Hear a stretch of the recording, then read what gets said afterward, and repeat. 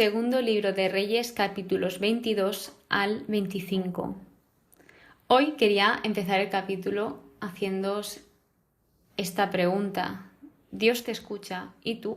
Es decir, Dios siempre está atento a cada cosa que dices, pero ¿tú estás atento a lo que Él te dice? Creo que es algo que nos tenemos que parar todos a pensar, ya estés en el grado que estés de tu fe, porque muchas veces se nos puede olvidar. Así que te invito a que reflexiones unos minutos, aunque sea un par como mínimo, a pensar en esta pregunta. Dios te escucha, ¿y tú? Con esto dicho, empezamos con el capítulo 22, que habla de la introducción del reinado de Josías. Josías, él hizo todo lo que agradaba a Yahvé, pero además indica que lo hizo sin desviarse lo más mínimo, es decir, que era alguien fiel y obediente a Dios. Por lo que continúa con el descubrimiento del rollo de la doctrina, que esto es, si lo queréis llamar, los mandamientos, por así decirlo, pero creo que aún era más extenso. Es decir, este rollo de la doctrina es el Deuteronomio, que si no lo sabéis es el quinto libro de la Biblia. Tenéis 2 episodios grabados y por lo menos lo que contenía este rollo era la parte central legislativa, las leyes.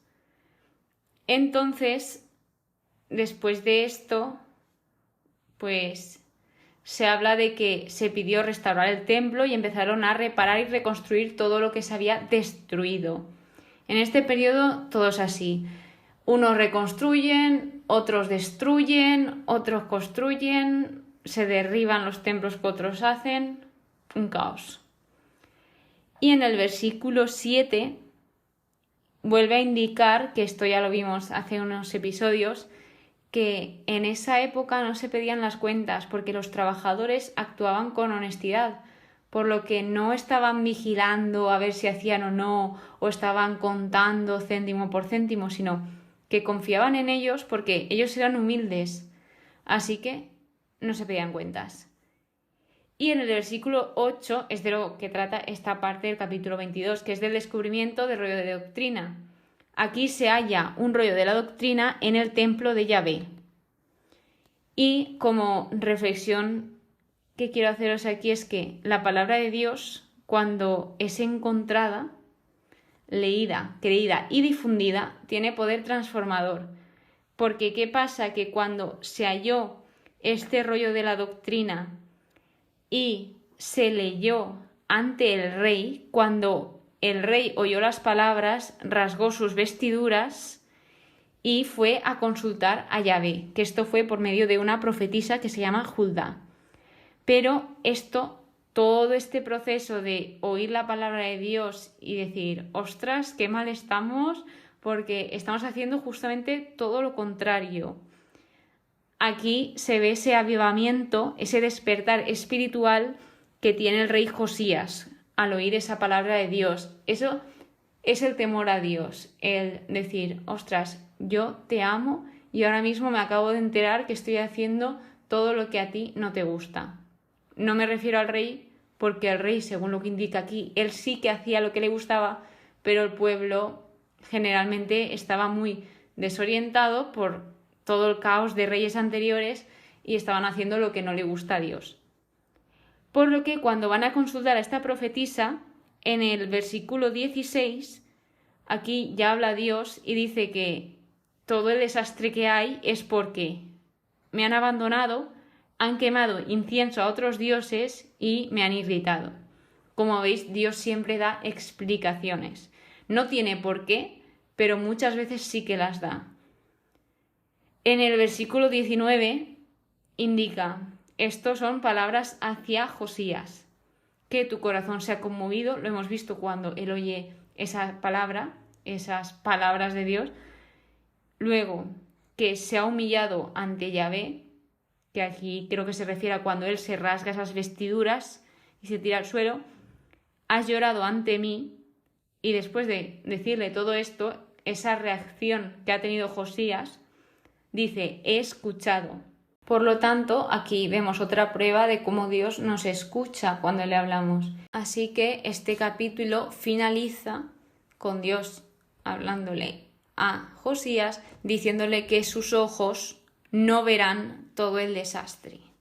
Aquí se refiere, Dios prometió una cosa porque ese pueblo se había portado muy mal contra él y porque él anteriormente dijo las consecuencias si hacían A o si hacían B, entonces pues Dios es fiel a lo que dice. Por lo tanto, lo único que él le aseguró a Josías es que sus ojos no verán todo el desastre que iba a suceder. El capítulo 23 trata sobre la lectura solemne del rollo de la doctrina, de este rollo que acababan de encontrar en el templo.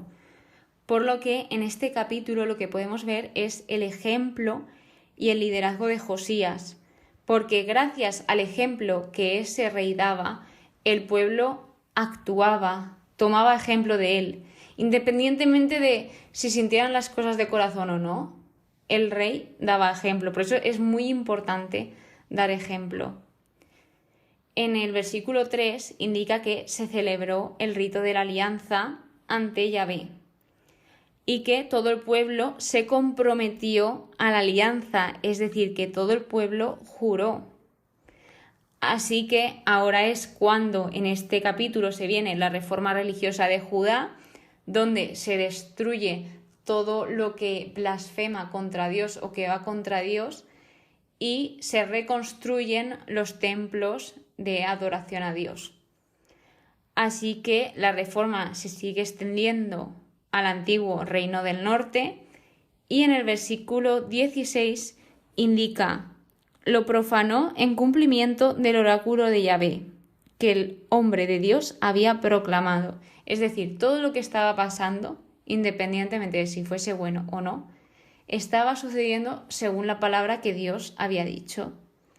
Y así, conforme va pasando el tiempo, conforme va avanzando la historia, se vuelve a celebrar la Pascua, porque se ve que la Pascua se dejó de celebrar. En los comentarios de mi Biblia indica que hay una novedad y es que se celebraba en el templo, porque previamente no se celebraba en este sitio, pero ahora mismo eso era la novedad.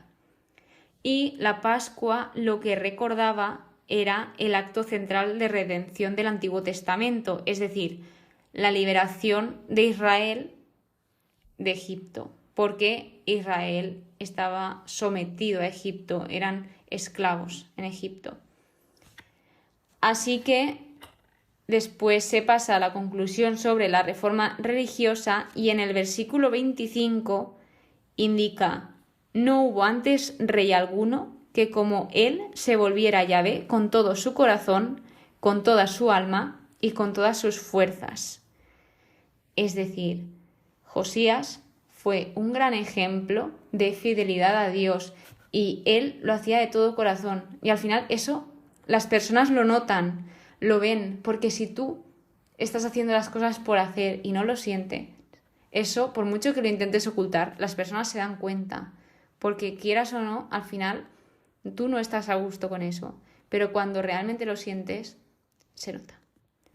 También vemos aquí que Dios cumple sus promesas y acaba con el reinado de Josías, que es matado por el faraón Neco.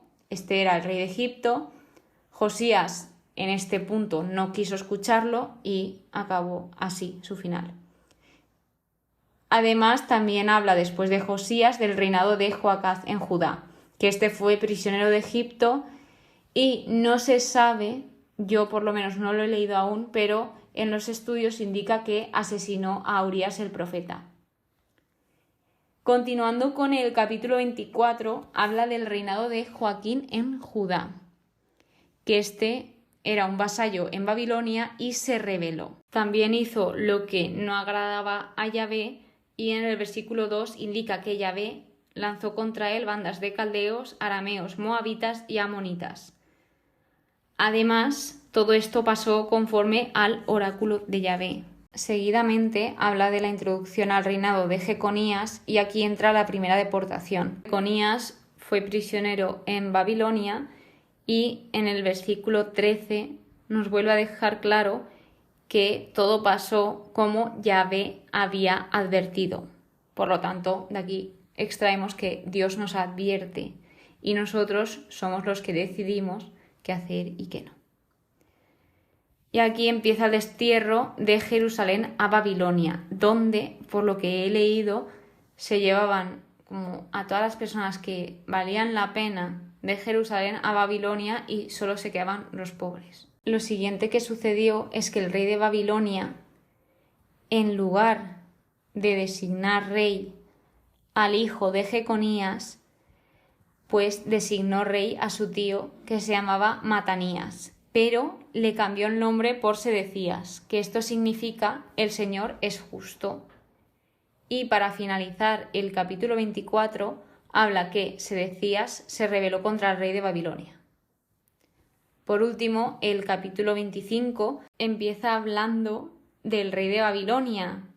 Y esto llama la atención. ¿Por qué? Pues porque es la primera vez en Reyes que se data un evento de la historia de Israel por una era extranjera. En este caso, Babilonia. Nunca se había hecho de esta forma. Siempre se empieza con la introducción de un reinado, ya sea de Judá o de Israel, pero nunca se había hecho de esta manera. Por lo que aquí indica que había hambre en la ciudad, que degollaron a los hijos de Sedecías delante de él, y después de esto es cuando viene el saqueo de Jerusalén y la segunda deportación. Habían sacerdotes prisioneros, que eran el primero Serayas, que era como el sacerdote principal, y el segundo Sefanías. En el versículo 21 indica que Judá partió al exilio lejos de su tierra. Y después nos habla de Godolías, que fue gobernador de Judá. Este Godolías era amigo de Jeremías, que ya lo conoceremos más adelante. Y por último, el final del libro de Segunda de Reyes habla del perdón del rey Jeconías. Aquí lo que sucedió fue que el rey de Babilonia liberó a Jeconías de la prisión, además indica que comió siempre a la mesa y que el rey le consignó un sustento permanente para cada día durante todos los días de su vida. Es decir, que finalmente Jeconías, por lo que indica aquí, acabó bien. Y aquí termina el segundo libro de Reyes. En el siguiente episodio, como cada vez que terminamos un libro, comentaré mi conclusión, todo lo que he aprendido y también pues mis dudas, inquietudes, como siempre. Muchísimas gracias por escucharme una vez más, de verdad. Espero que paséis muy buen día y que Dios os bendiga.